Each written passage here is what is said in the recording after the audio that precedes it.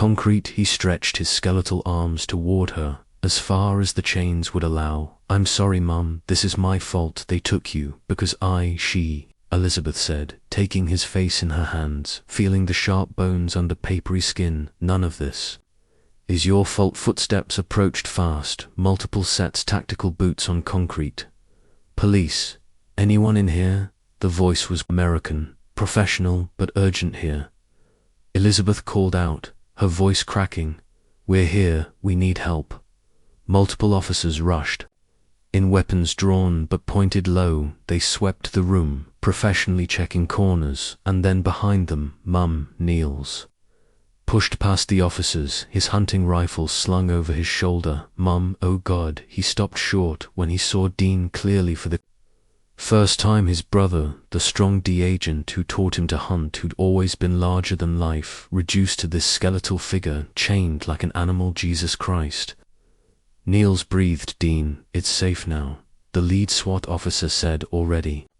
On his radio, "Suspects are down or in custody. We need bolt cutters in here." Another officer was shouting, "We need medics in here now. We have victims, one in critical condition." Niels dropped to his knees beside his brother, his face a mask of shock and rage.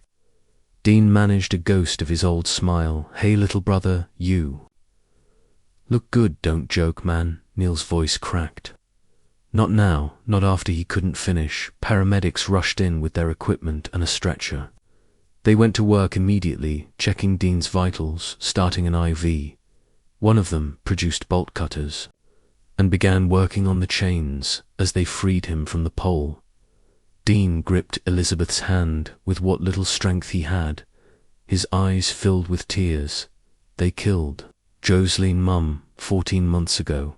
His voice broke. "She tried to escape, and they shot her, made me watch, said it was my fault for not cooperating fast enough." Elizabeth held his hand tighter, her own tears flowing freely. Niels made a sound like a wounded animal. "We've got to move him."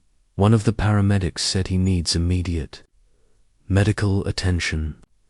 They so carefully lifted Dean onto the stretcher. He weighed almost nothing. Elizabeth struggled to her feet, Niels immediately there to support her together.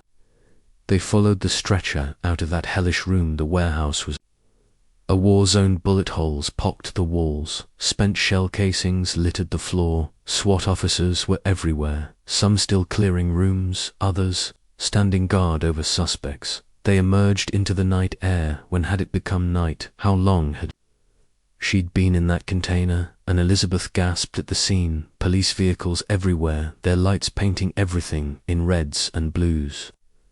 Ambulances waiting. 3 Russians were on their knees, hands zip-tied behind their backs. Officers standing guard. 2 bodies lay under white sheets, blood seeping through.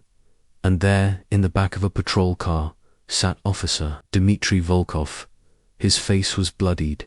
He'd been tackled during his escape attempt. Elizabeth would later learn. He stared straight ahead. "Not meeting anyone's eyes, ma'am. We need to check you out too," a paramedic said, approaching Elizabeth, but she couldn't look away from Dean as they loaded him into the ambulance. 2 years. Her son had been held in that warehouse for 2 years, just miles from home. The nightmares were over, but the healing had just begun. Elizabeth stood at the glass window of the ICU, her palm pressed against the cool surface. She still couldn't reconcile the skeletal figure in the hospital bed with her son. Dean had always been strong, solid, 6 feet of trained muscle and confidence. The thing lying in that bed looked like a concentration camp survivor. "Mrs. Spence." Dr. Kumar approached, his expression grave. "I wanted to update you on your son's condition." Niels joined them, his arm around his mother's shoulders. They'd both been checked and released. Elizabeth's injuries were minor, though her arthritis was flaring terribly from the stress and abuse. He's severely malnourished. Dr. Kumar began consulting. His tablet, his body weight is approximately 60% of what it should be. We're seeing signs of refeeding syndrome. So we have to be very careful with nutrition. Severe dehydration has damaged his kidneys. We're monitoring that closely, will he, Elizabeth? Couldn't finish yes, but we're seeing infected wounds, particularly on his wrists and ankles from the chains. Muscle atrophy is severe. Even if he recovers, he'll need months of physical therapy to walk properly again. Elizabeth's joints screamed as she shifted position, but she ignored them. Her pain was nothing compared to what Dean had endured. There are some people here who need to speak with him, Dr. Kumar added reluctantly. FBI, they say. It's urgent. Through the glass, Elizabeth watched two agents in dark suits enter Dean's room. They were gentle, professional, but she could see the urgency in their movements. Whatever Dean knew, it was important. She and Niels were allowed in to support him during the interview. Dean's voice was barely a whisper, and he had to rest frequently, but his mind was sharp. The details he revealed made Elizabeth's blood run cold. The warehouse was a hub, Dean rasped. Smuggling operation, drugs, weapons, people, sometimes route from Canada, using back roads.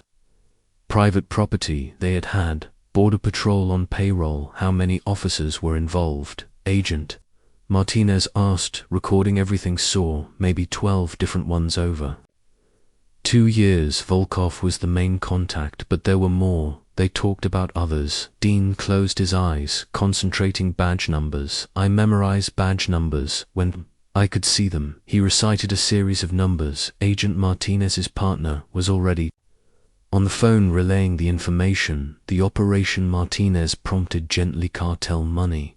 Mexican cartel partnered with Russian mob. Millions invested. They needed intel, patrol schedules, planned raids. Which routes? We were watching. Dean's skeletal hand clenched. I held out for 3 months. Then they brought Jocelyn to my cell, said they'd hurt her if I didn't cooperate. Elizabeth squeezed his other hand, feeling the bones through papery skin. I gave them outdated intel at first, stuff that wouldn't matter, but they figured it out. Tears leaked from Dean's sunken eyes.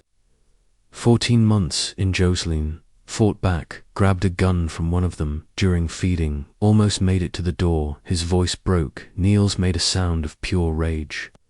They shot her in front of me. Said it was my fault. Said if I just cooperated. Dean couldn't continue for a moment. After that they used Rufus. Every time I hesitated, every time I tried to give them false information, they'd hurt him. Burns, cuts, beatings. That wound on his head, that was from 2 weeks ago when I tried to refuse again. But you got him out, Agent Martinez said. Took me months to work at. Free opening was too small for me, but Rufus could squeeze through. I knew he'd find his way home. He knows every trail between here and Mom's house. How did you convince them to bring the dog to you? Told them I was dying, that I'd give them everything, safe house locations, undercover agent identities, but only if I could say goodbye to my dog first. They believed me because I looked dead already. A ghost of a smile. Vulov always underestimated how smart Rufus is. The interview continued for another 20 minutes. Dean providing every detail he could remember. License plates, voices, names mentioned in passing. The FBI agents looked grimmer with each revelation. This wasn't just a kidnapping, it was a massive corruption case that reached into multiple law enforcement agencies. Finally, Dr. Kummer intervened. He needs to rest. As the agents left, one turned back. Mr. Spence, we've already arrested 8 officers based on the raid. Your information will help us get the rest. You've saved a lot of lives. Dean closed his eyes, couldn't save the one that mattered most. A knock at the door interrupted the heavy silence. Dr. Hernandez, the veterinarian, stood there with a familiar figure. I got special permission, she said softly. Someone wanted to see his dad. Rufus limped into the room, his tail wagging despite his injuries. The dog, who'd been too weak to stand properly just hours ago, had found new strength. He approached the bed carefully, as if understanding how fragile Dean was. Hey boy, Dean whispered, his skeletal hand reaching out. Rufus gently rested his head on the bed. positioned so Dean could touch him without straining. The dog's eyes never left his master's face. "Good boy," Dean breathed. "Such a good boy. You did it. You got help." Both man and dog were crying, Dean's tears silent. Rufus coming out as soft whines. The dog carefully placed one paw on the bed. Maintaining contact, Agent Martinez appeared in the doorway one more time. "Mrs. Spence, I thought you should know. We've found remains at the warehouse, 3 bodies. So far your son was right about the murders, and we expect more arrests within the hour." Elizabeth nodded, unable to speak. Justice was coming, but it couldn't bring back Joseline or undo 2 years of torture. As the room cleared, leaving just family, Niels moved closer to his brother's bed. "Dad would be proud," he said quietly. "You never gave up. You survived, and you got Rufus home." Dean's eyes found his brother.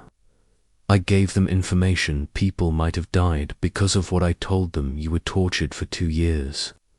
Neil said firmly, "You watched your wife murdered. You did what you had to do to survive. No one could blame you for that." Elizabeth thought of Joseline, vibrant, laughing.